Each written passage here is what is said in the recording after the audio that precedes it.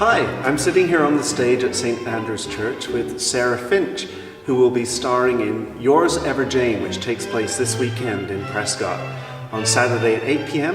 and Sunday at 3 p.m. Hi Sarah. Hi.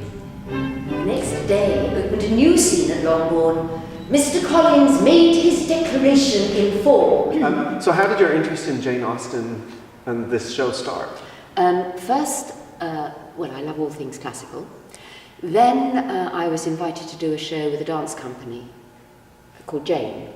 And it was 25 minutes, and there was Jane the thinker, who spoke, and Jane the dancer, who danced, and occasionally we danced together. I was obviously the speaker.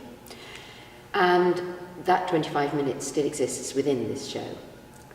After that, the BBC asked me to play Jane Austen in an adaptation of Fay Weldon's book, Letters to Alice. I filmed in Jane Austen's house, wearing her black topaz cross that her brother had given her because the BBC hadn't found one. And after we'd been filming there a while, the curator trusted us. And being in her house, which was put back as it would have been then, the bedspread, which usually hangs on the wall, was over the bed. And so as I filmed there, I felt an incredible closeness to her, really. One does when one plays people who've actually lived. Yeah. It's a great privilege. And I love that. The truth that you can try and discover about them and then portray. What is there about Jane Austen that you find resonates with you as a person? I think that people think of her as sort of, old-fashioned classical, but for her time, she was very spirited and perspicacious about her society and the way it related. And she was quite outspoken. People may look on her as being old-fashioned, but in many ways, I think her comment on the society in which she lived is very accurate. Television thing I did, there's a very interesting scene with her brother. When she read some of what she was writing, the brother said, you can't say those things. And she said, why not? They're true. And he said, lady novelists don't write about what's true. Lizzie, I insist upon your staying here, Mr. Collins.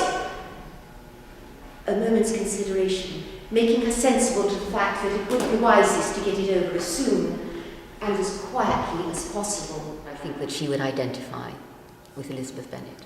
And I think that also probably comes across in the show, that Elizabeth is the closest to her.